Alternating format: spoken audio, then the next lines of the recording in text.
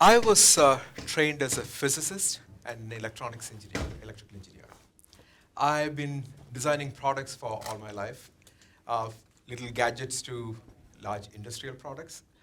So I thought that is what my life is going to be, as an engineer, as a design engineer, working for somebody else all the time. I never thought of entrepreneurship as a path in my life. So I always thought of entrepreneurs as someone who were born that way, or worse, someone got an MBA degree. No offense. Uh, so, uh, but well, truth be told, I have to thank my previous boss, who sent me out for an entrepreneurial management program when I was working as a design engineer for him. I was so inspired by what I saw there. I came back and quit my job. I know it's bad investment. And I started my company the next week with everything I had in my savings account and by refinancing my home. And this is when I had two children, 1 and 4, the ages 1 and 4. So I told, before I started, of course, I talked to my wife, said, there's a good chance we may go bankrupt. So we lose our house and car and everything. But I think I have marketable skills that I can, build back up. And before these kids get to college, I'll be able to do something. So, you don't want to fight two wars at the same time. And I got her permission. And that is how I started up. So the question is, if I, under those conditions, under those restrictions in my life, if I could start up an entrepreneurial line in my life, what is stopping others from doing it? Can we inspire and encourage or train students to start up their own companies, especially when they don't have any social constraints? So this is the larger question I was dealing with. So question is, why entrepreneurs? Why does the world need entrepreneurs? They primarily solve three problems. One is they solve some societal problem, of course gainfully so, and they create wealth, and they create wealth for themselves and a few people around them. But the largest thing that they do, they create a whole lot more jobs for a much larger crowd, larger population. And this is what I want to focus on, creation of jobs. If you look at the population of developing countries, it's pretty young. So India has, the population of India has a median age of 27. That means half the people in India are 27 or younger, which is about 600 million people, which is twice the total population of the United States. And India needs to create 1 million new jobs every month. This is not some replacement jobs or retirement. You're talking about brand new positions. So how can a country, how can a government deal with this? So can corporations do that? Can governments do that? And if you look at the last few years of social unrest that we saw around the world, the key factor that actually triggered most of them is youth unemployment. And now who's going to create these jobs? Kaufman Foundation for Entrepreneurship, they came up with a report that said, in the last several decades in the US, startups created almost all new jobs. Established companies were negative job creators. So every single year, almost every single year. So now that means India needs to depend on these startups and these entrepreneurs to create the 1 million jobs that they need every month. The age-old question is an entrepreneur born or made? And I was under the impression it was something different, till I got a feel for it. I got the confidence to take the next step.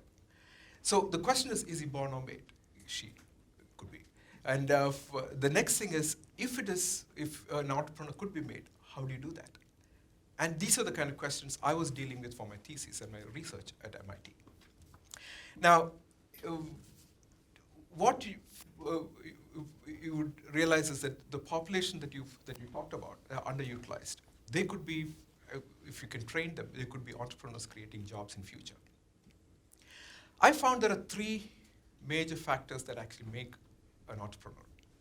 One is empathy. Empathy is the ability to connect with customers, with the people that you're developing solutions for. Second is creating things. That means if you have an idea, unless you make it into an object, it could be a physical product or a computer code or logical process, it stays an idea. You need to have the training in creating and making things. It's like you need to master the craft of making things before you can make the art of innovation. And the third part, very important, is the self-efficacy. It is a confidence that you feel that doesn't matter what kind of challenge is thrown at you, you have the skills and tenacity and the strength to get over it, even though you don't know anything about it. And that is what actually gets an entrepreneur jump into a field that he doesn't have all the skills to take on. That he or she knows that they can actually deal with it as they go on. So my advisor asked me to sort of go to India and try an experiment. So I I created a curriculum and made a 7-week-long workshop, designed a workshop, went to India to a small engineering college, in a rural engineering college, Mar Basilius College in Trivandrum, and I taught for 2 months.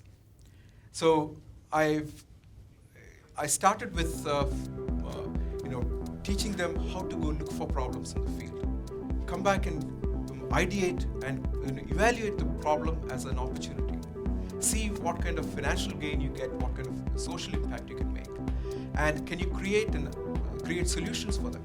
Can you fabricate products? Can you write a business strategy? Can you go present in front of people? And we did that about 3-4 times in 7 weeks. So at the end of the 7 weeks, they created 6 startups, and they converted the workshop that I was in into an entrepreneurship center themselves. This is where I met Nikki.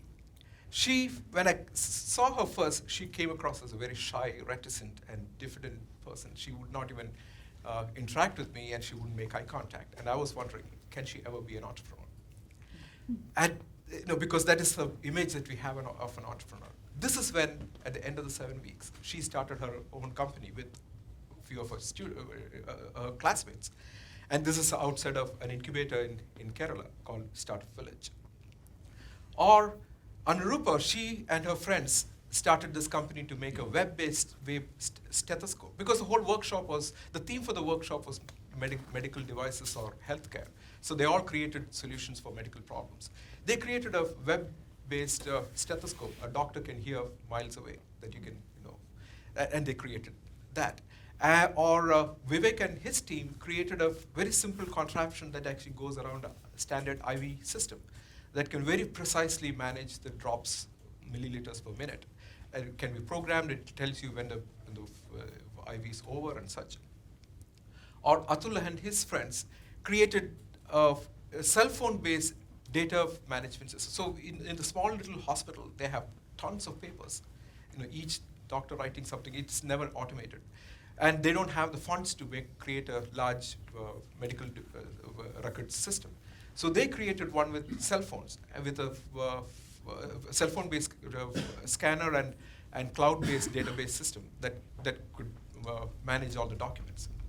Or Joshua and his friends made a tiny little boot that a neonate baby can wear. So if the baby goes through sleep apnea, it tickles the baby to wake up, because that is what actually causes SIDS, or sudden infant death syndrome. So you only have about 30-50 seconds. So you cannot keep track of it. So the device would tickle the baby to wake up. So the interesting thing is, these 50 students that I was working with, they transformed in 7 weeks. They transformed so much that when I look back, it affected me. Because what started off as a graduate thesis, it became my life mission now. My goal is to create 1,000 entrepreneurs in the next 3 years. I think we can do that. I think we have a framework to inspire and train these students. If we can do that, we could create solutions for the problems that the nation faces. We can create a whole lot of employment, and maybe maybe avert the next social unrest that like we have seen in the past.